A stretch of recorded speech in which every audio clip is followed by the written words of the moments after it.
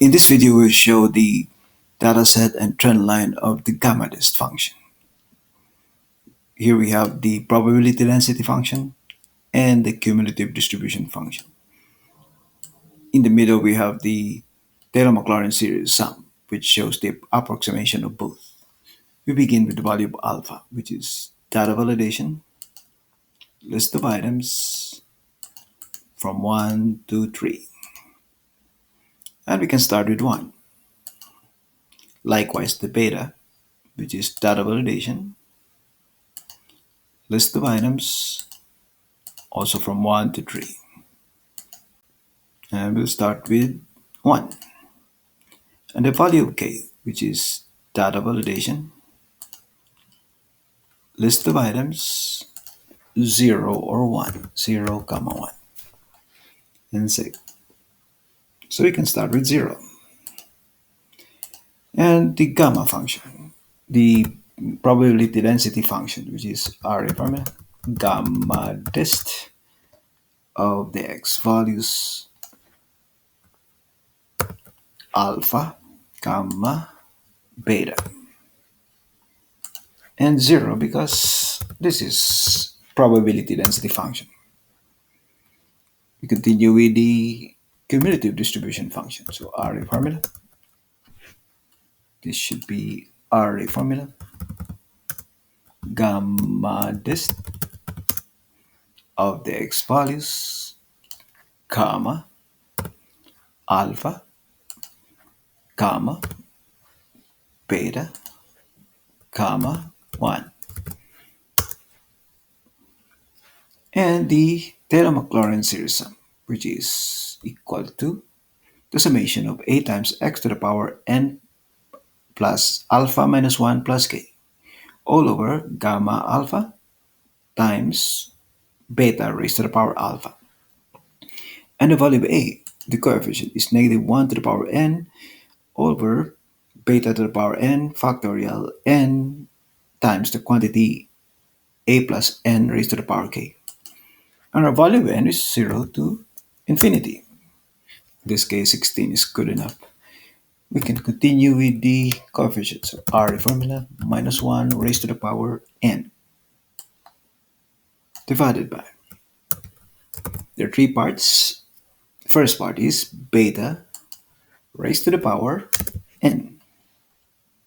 That's the first part. The second part, times factorial n.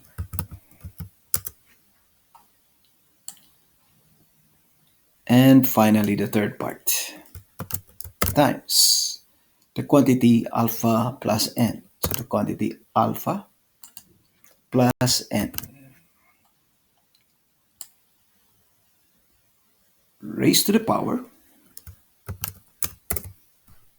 k. Then enter. Now we continue with the series sum. So array formula, series sum of the x values raised to the power alpha minus 1 plus k. So n plus alpha minus 1 plus k, where the value of n starts from 0 to infinity. So therefore, the starting point will be alpha minus 1 plus k.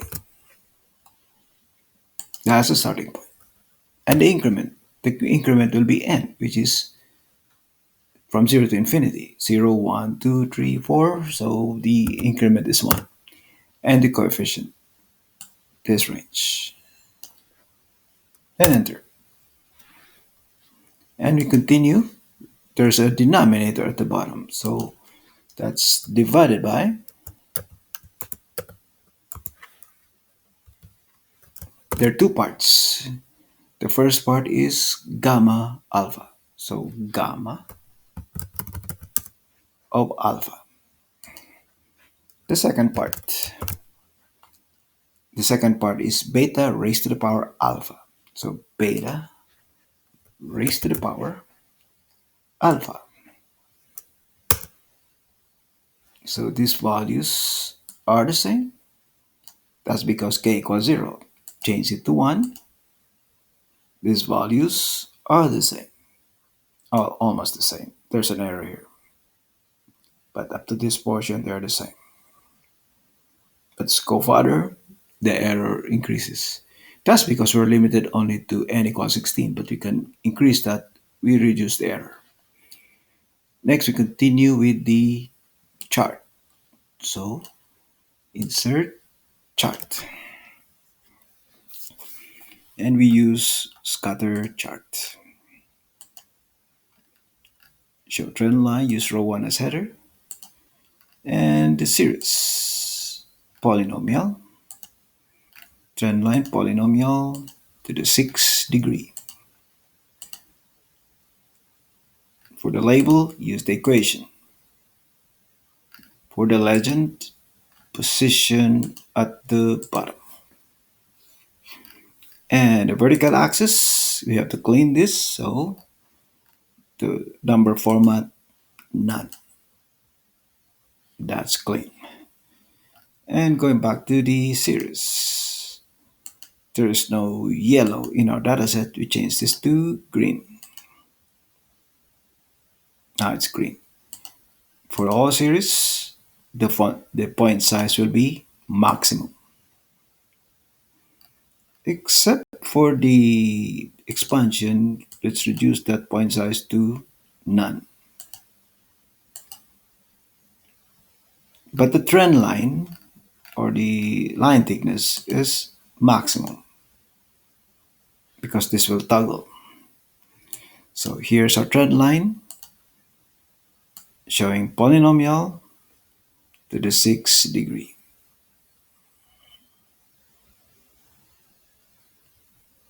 We'll calculate this polynomial regression coefficients using LINEST. So to do that, we complete the LINEST matrix. So here we have the power, which is transpose 0 to 6. And the elements of the LINEST matrix, so array formula of the x values raised to the power 0 to 6.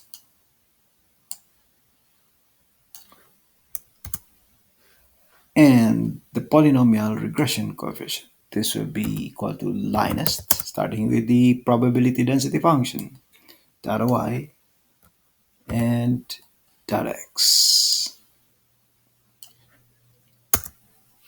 For the expansion, this will be LINEST, data y,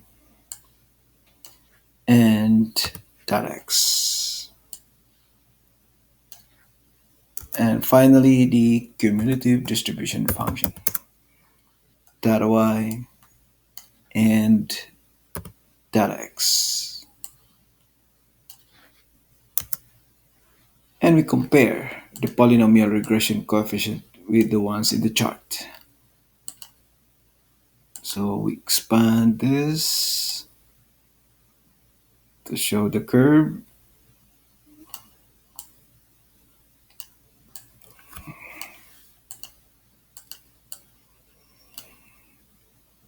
We want to see the last.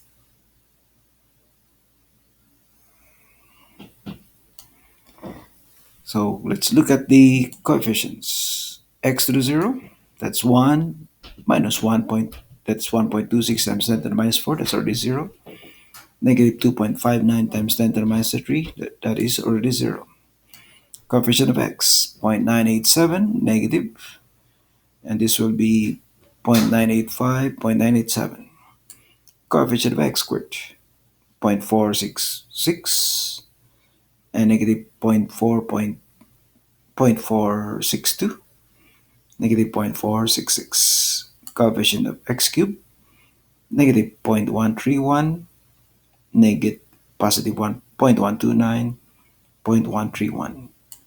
X to the fourth, 0.0266. This is 0.0215, and this is negative 0.0266. X to the fifth, minus 2.17 times 10 to the minus 3 minus 1, 1.98 times 10 to the minus 3, 2.17 times 10 to the minus 3, x to the 6, 8.68 times 10 to the minus 5, negative 7.57 times 10 to the minus 5, 8, negative 8.86 times 10 to the minus 5. Now we can change these values. Starting, we have started with 1, we can change this to 1.5, and we can toggle this to 0. So the expansion approximates the probability density function. Toggle it to 1. The expansion approximates the cumulative distribution function, just as this. The probability expansion approximates the cumulative distribution function. Change this to 2 and toggle this to 0. So the expansion approximates the probability density function. Toggle it to 1. The expansion approximates the cumulative distribution function. Change this to 1.5. We can start with 1. Again, now it's back to the GAMMADIST form. The expansion approximates the cumulative distribution function. Toggle it to 0. The expansion approximates the probability density function. Increase this to 1.5. Here we have the expansion approximating the probability density function. Toggle this to 1. The expansion approximates the cumulative distribution function, and data sets also are almost the same.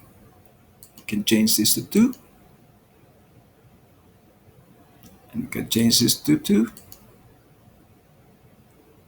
or we can change this to 1.5.